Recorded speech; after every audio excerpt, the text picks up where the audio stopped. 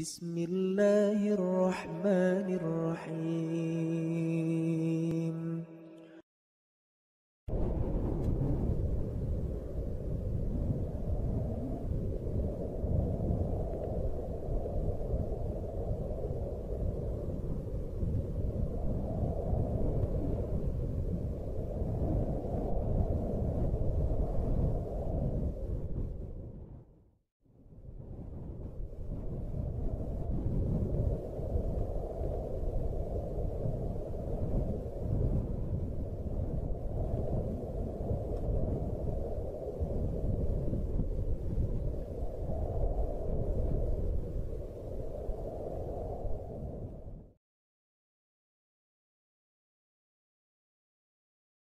وَلَقَدْ عَلِمْتُمُ الَّذِينَ اعْتَدَوْا مِنكُمْ فِي السَّبْتِ فَقُلْنَا لَهُمْ كُونُوا قِرَدَةً خَاسِئِينَ فَجَعَلْنَاهَا نَكَالًا لِمَا بَيْنَ يَدَيْهَا وَمَا خَلْفَهَا وَمَوْعِظَةً لِلْمُتَّقِينَ.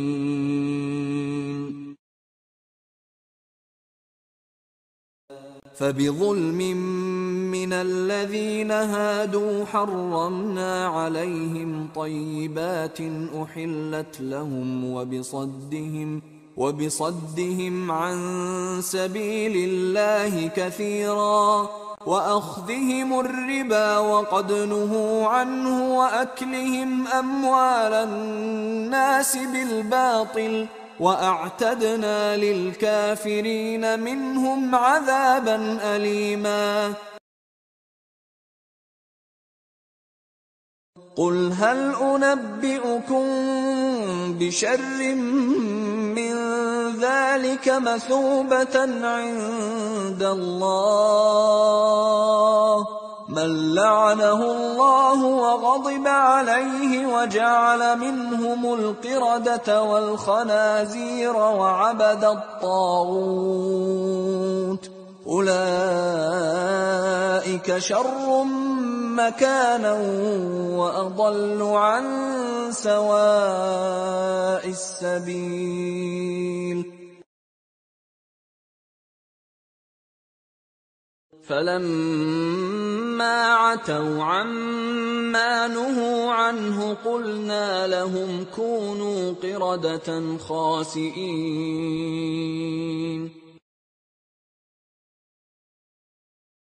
Setelah itu Allah Subhanahu wa taala menyebutkan ayat berikutnya, "Walaqad alimtumul ladzina i'tadaw minkum fis sabti faqulna lahum kunu qiradatan khasi'in." Sungguh kalian telah mengetahui, yaitu seakan-akan ada sumpah yang tersembunyikan, al-qasam al-muqaddar kalau kita artikan, wallahi laqad alimtum. Seakan-akan Allah berkata, demi Allah wahai Bani Israel, laqad alimtum, kalian sungguh-sungguh telah tahu, alladzina i'tadaw minkum fis sabt, tentang kisah nenek moyang kalian dari sebagian kalian yang melakukan pelanggaran pada hari Sabtu. Nenek moyang mereka ini yang pernah melakukan pelanggaran di zaman dahulu, yaitu mereka melakukan pelanggaran ketika mereka tinggal di tepi pantai, sebagaimana Allah sebutkan dalam surat Al-A'raf, was'alhum anil qaryati allati kanat hadiratal bahri idh ya'duna fi sabti idh ta'tihim hitanuhum yawma sabtihim syurra'a wa yawma la yasbituna la ta'tihim kadzalika nabluhum bima kanu yafsukun. Kata Allah, was'alhum anil qaryah, wahai Muhammad, tanyakanlah kepada mereka orang Yahudi yang bangga dengan suku mereka, yang bangga dengan bangsa mereka. Tanyakanlah tentang suatu negeri yang berada di tepi pantai, itu nenek moyang mereka, ya, yaitu orang Yahudi di antara mereka ada yang pernah dirubah menjadi monyet dan babi-babi, ya. Idh ya'duna fis sabt, tatkala mereka melakukan pelanggaran di hari Sabtu, ya. Istatihim hitanuhum yawma sabtihim syur'a, tatkala mereka dilarang untuk mengambil ikan pada hari Sabtu, namun pada hari Sabtu ikan-ikan datang dengan banyak. Wa yawma la yasbituna la ta'tim, adapun selain hari Sabtu ikan-ikan tidak datang. Hari Minggu, hari Senin, Selasa, Rabu, Kamis, Jumat, Sabtu, Minggu, Senin, Selasa, Rabu, Kamis, Jumat, ikan-ikan enggak ada yang datang. Terus, kalaupun datang, maka sedikit. Tetapi hari Sabtu Allah uji, ikan-ikan datang dengan banyak. Akhirnya mereka tidak kuat dengan ujian tersebut. Ini Allah kasih ujian, ya. Allah kasih ujian. Sehingga mereka pun cari akal bagaimana caranya, maka mereka pasang jaring hari Jumat. Mereka pasang jaring hari Jumat, ketika hari Sabtu air naik, Dan ikan-ikan berdatangan, ikan-ikan terperangkap pada jaring-jaring tersebut, tapi mereka biarkan saja. Ketika hari Ahad, baru mereka ambilin ikan-ikan tersebut. Sehingga pada hari Sabtu mereka tidak kerja. Mereka kerja hari Jumat dan hari Ahad. Kelihatannya, dan ini adalah trik, hilah, tipuan, hilah yang mereka lakukan untuk menghalalkan apa yang Allah haramkan. Ini orang Yahudi. Ya. Dan saya sering sampaikan, kalau kita berdebat dengan mereka, seandainya kita katakan kalian salah, mereka kita tidak bakalan bisa menang berdebat dengan mereka. Mereka akan berkata, salah saya di mana? Salah kami di mana? Kami pasang jaring hari Jumat yang Allah larang hari Sabtu.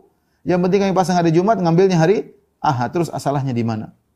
Tetapi yang menjadi patokan adalah tujuan mereka. Tujuan mereka adalah menangkapi ikan hari Sabtu. Akhirnya kata Allah Subhanahu wa taala, "Faqulna lahum kunu qiradatan khasiin." Kami katakan kepada mereka, jadilah kalian kera-kera yang hina. Jadilah kalian kera-kera yang hina, ya. Kera-kera tersebut, ya. Ada khilaf di kalangan para ulama pada tafsir. Sebagian ulama seperti Ibnu Arabi berpendapat bahwasanya kera-kera tersebut hidup dan berketurunan, punya anak keturunan sampai sekarang. Oleh karena dalam satu riwayat disebutkan ada seorang, kalau tidak salah bernama Amr bin Maimun atau seorang salaf yang di zaman jahiliyah dia melihat ada seekor kera berzina.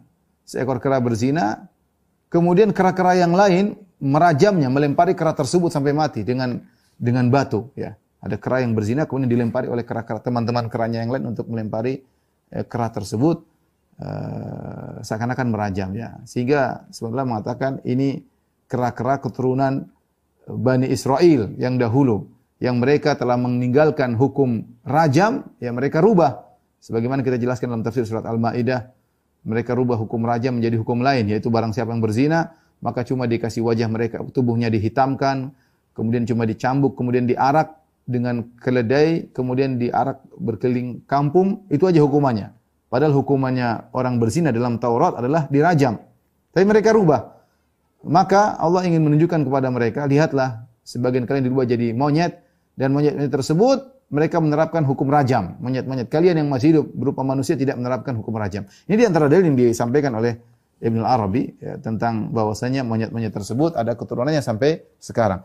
Namun dibantah oleh para ulama, Al-Qurtubi rahimahullah dan yang lainnya, bahwasanya monyet-monyet yang Allah rubah Bani Israel menjadi monyet-monyet karena melakukan pelanggaran pada hari Sabtu tidak punya keturunan. Ya, karena kullu ummatin musikhat laisa laha naslun atau kama qala Nabi sallallahu alaihi wasallam, bahwasanya setiap umat yang Allah rubah menjadi hewan maka tidak ada keturunannya, Dan kita tahu bahwasanya monyet-monyet sudah ada sebelum terjadi peristiwa ini. Sebelum terjadi peristiwa Bani Israel dirubah menjadi monyet, sudah ada monyet-monyet, ya. Sudah ada monyet-monyet, ya. Adapun hikmah kenapa mereka dirubah menjadi monyet, kata para ulama, karena al-jaza' min jinsil amal, balasan sebagai perbuatan. Perbuatan mereka adalah sangat mirip dengan kebenaran, ya. Tadi sampai saya katakan kalau kita berdebat dengan mereka kita pun tidak bakalan menang karena mereka melakukan trik yang seakan-akan mereka tidak berdosa. Pasang jaring hari Jumat, ngambilnya hari Ahad. Hari Sabtu mereka tidak kerja sebagaimana perintah Allah Subhanahu wa taala.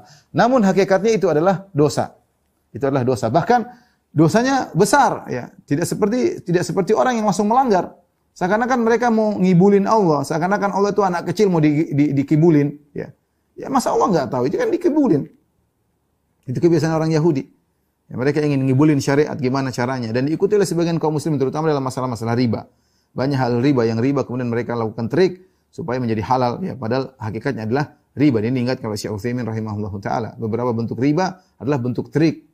Trik-trik yang dilakukan hilah dalam rangka menghalalkan riba, padahal hakikatnya adalah riba. Sama seperti orang Yahudi. Nah, Allah bukan anak kecil yang mau dibohongin, ya. Maka karena perbuatan mereka adalah dosa yang sangat mirip dengan kebenaran, maka mereka juga menjadi monyet yang sangat mirip dengan manusia, tapi bukan manusia. Monyet sangat mirip dengan manusia, tapi bukan manusia. Dirubahlah mereka menjadi monyet-monyet. Kunu qiradatan khasiin. Ya, jadilah kalian kera-kera yang hina, ya. Kera-kera yang hina. Sebagian ulama berpendapat bahwasanya diriwayatkan dari Ibnu Abbas bahwasanya yang muda-muda dijadikan hina, yang tua-tua dijadikan babi. Wallahu a'lam bishawab, ya. Tentang hal tersebut, ya. Intinya Rasulullah pernah ditanya tentang umat-umat yang dirubah dan mereka tidak punya keturunan. Jadi monyet-monyet yang ada di zaman sekarang bukan keturunan Yahudi, ya. Bukan berbangsa Yahudi. Kemudian kata Allah Subhanahu wa taala, "Faja'alnaha nakala lima baina yadayha." Maka kami jadikan yang demikian itu sebagai peringatan bagi orang-orang di masa itu. Wa ma khalfaha, dan peringatan bagi orang-orang setelah mereka. Wa mau'izatan lil muttaqin, dan sebagai peringatan bagi orang yang bertakwa. Jadi Allah jadikan siksaan seperti itu, masakh, itu dirubahnya manusia menjadi hewan.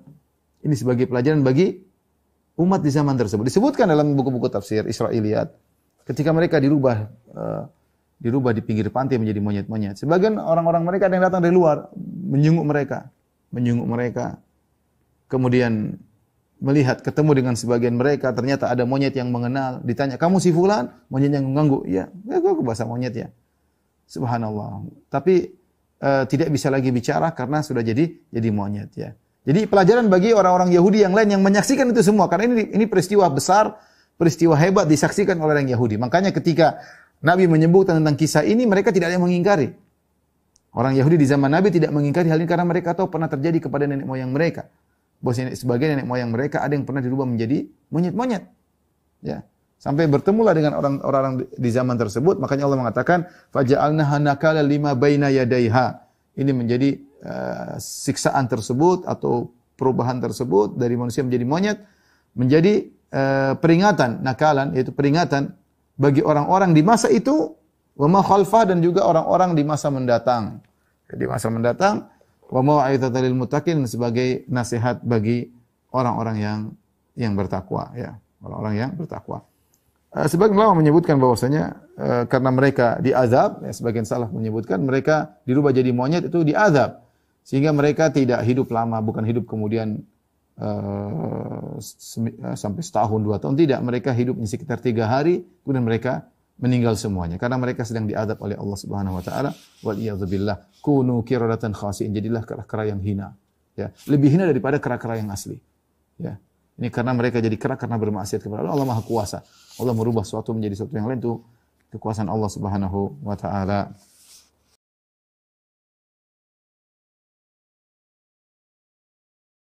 Tentang serbuan pekerja asing dari negeri Cina, ini memang merupakan tantangan berat buat kita semua. Jadi perlu kita ketahui, beberapa waktu yang lalu presiden kita memang mendapat bantuan kucuran dana dari negeri Cina untuk pembangunan.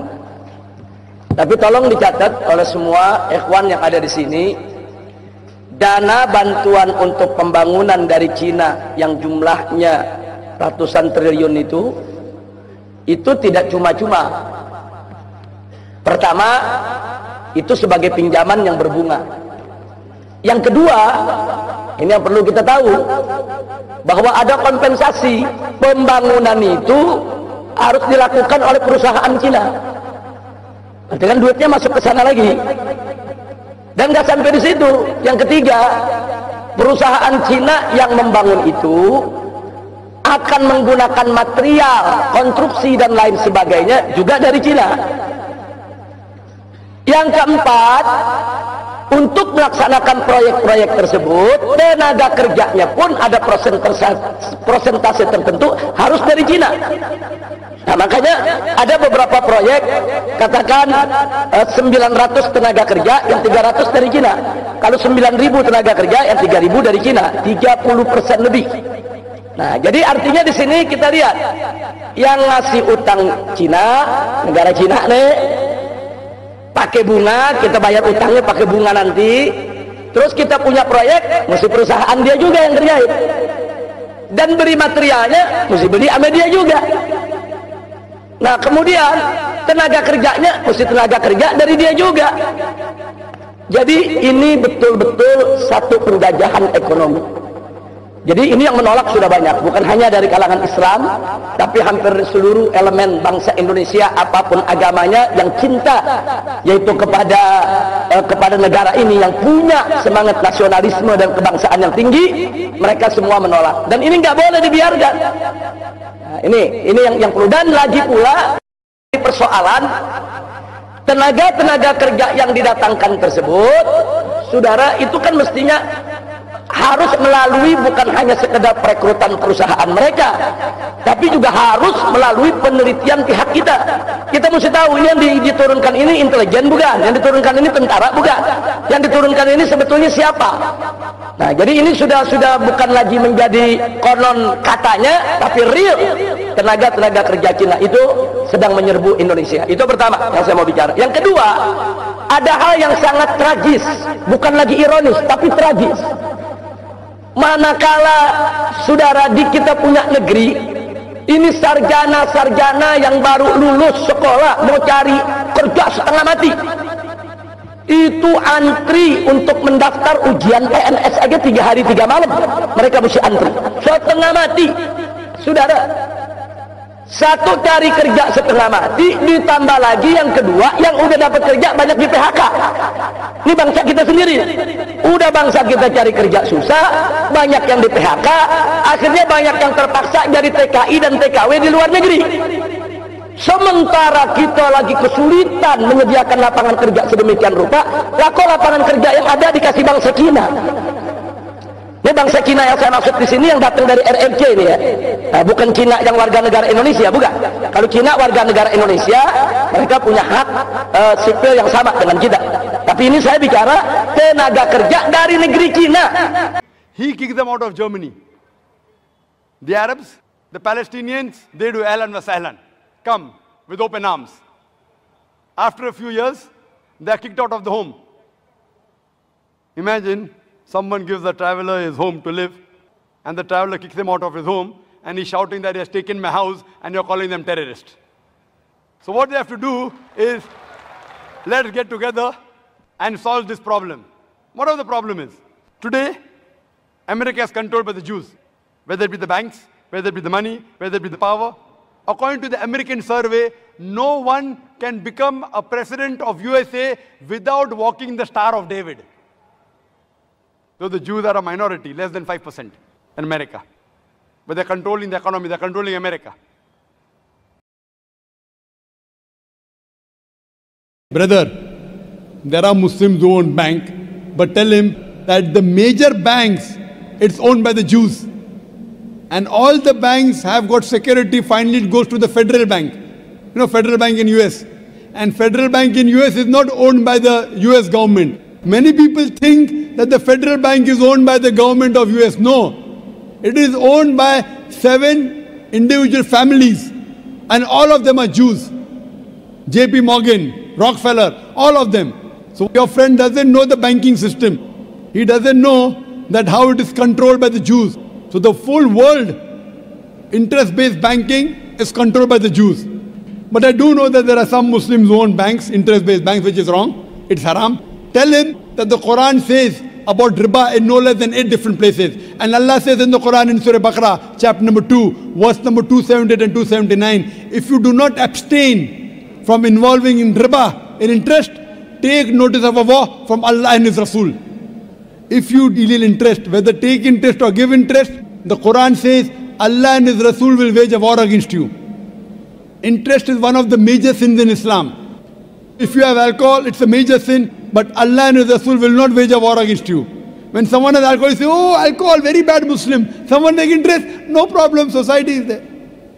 Taking interest and giving interest is the bigger sin than drinking alcohol, according to the Quran. So, we should abstain from interest. That's the reason Quran is against riba. Hope that answers the question. Wa akhiru da'wana alhamdulillahi rabbil alameen.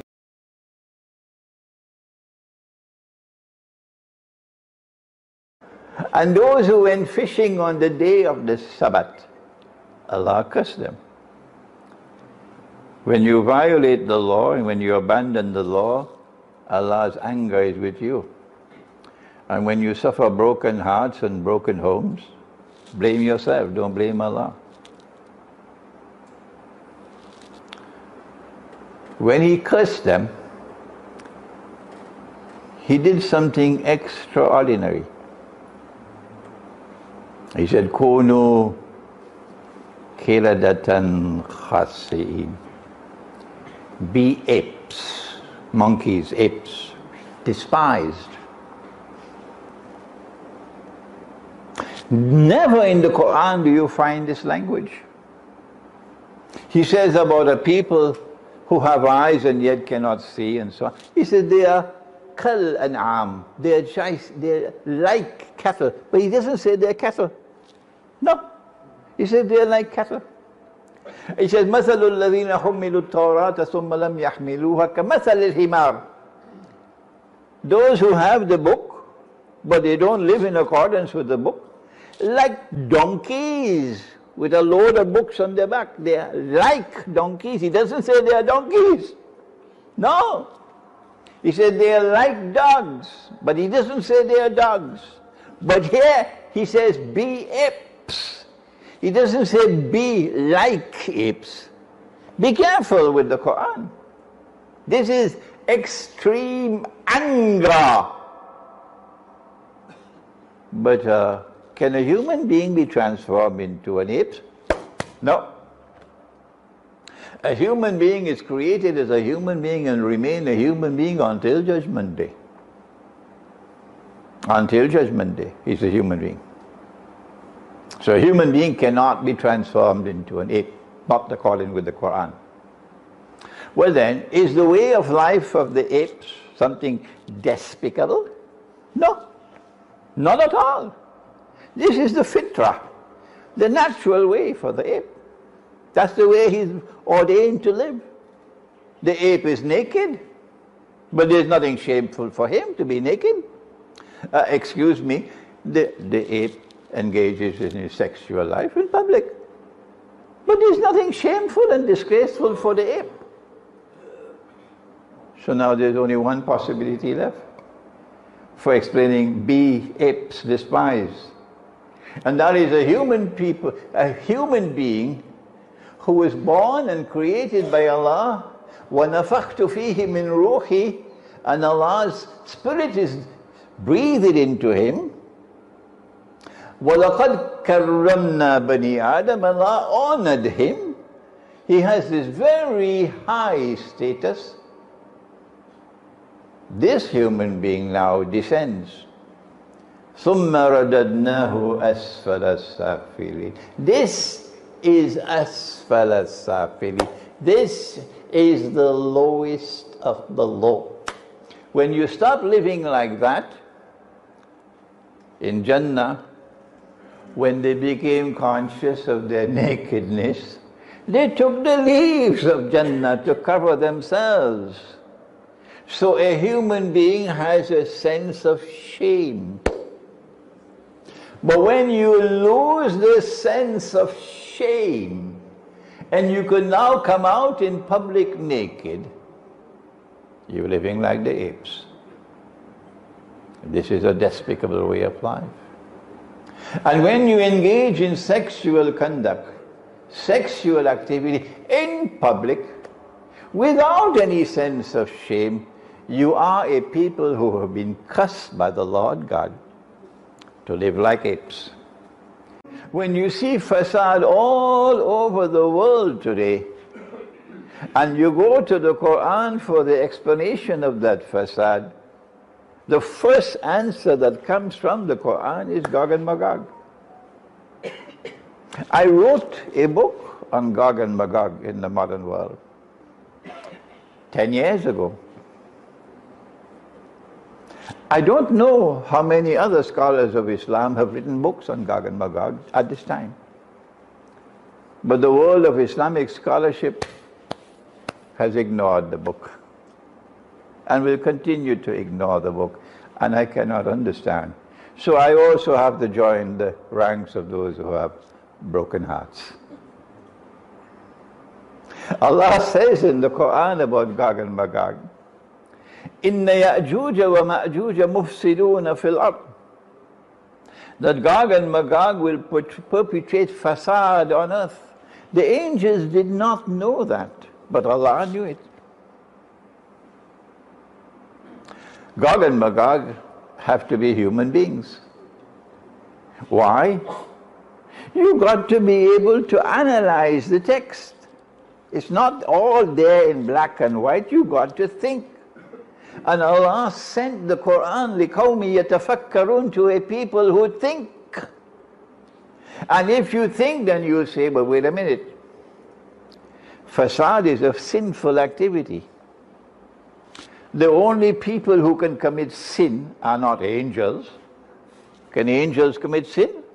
No. Only a human being can commit sin, or a jinn. So Gog and Magog have to be either jinn or human beings. There is no fourth category. Where have you studied? What's wrong with your capacity to think? Gog and Magog have to be either human beings or jinn. They cannot be jinn. Why? Because when Zulkarnain built the barrier, it was built of iron and steel. And they could not penetrate it, and they could not pass over it. But a jinn can fly through it. So they have to be human beings, full stop. But these are human beings who have been endowed with power. They have such power that even Zulkarnain cannot crush them.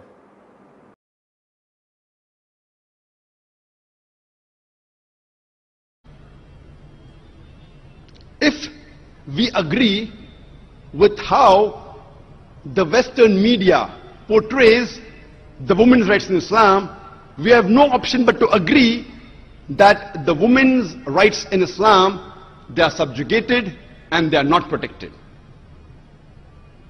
The Western talk of women's liberalization is nothing but a disguised form of exploitation of a body, of deprivation of honor and degradation of the soul. The Western society, claiming to uplift the woman, have actually degraded her to a status of concubine, mistresses, and society butterflies, which are employed as mere tools in the hands of sex marketeers and pleasure seekers, which are hidden behind the colorful screen of art and culture.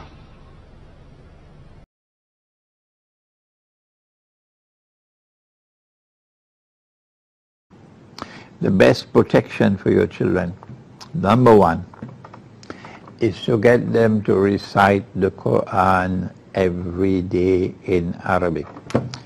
How many times must I repeat that? Why does it go through one ear and come out the other ear? What am I supposed to do? I tell you once, I tell you twice, I tell you 3 times. How many times must I repeat it? Why?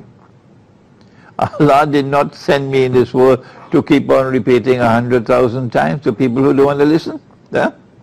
Better to spend my time to those who want to listen. Yes. So teach your children to recite the Quran in Arabic every day. The best time to recite the Quran is in the mornings. And they must recite the Quran in this way, that you start at the beginning and you go all the way until you reach the end. Does your Maulana teach you that? Does he ever tell you that? And yet he's a big Maulana. Teach your children to recite the Quran from beginning to end. And when you finish, you start again, and when you finish, you start again, and when you finish, you start again. Why don't you tell your Maulana to teach the people this? What's wrong with them?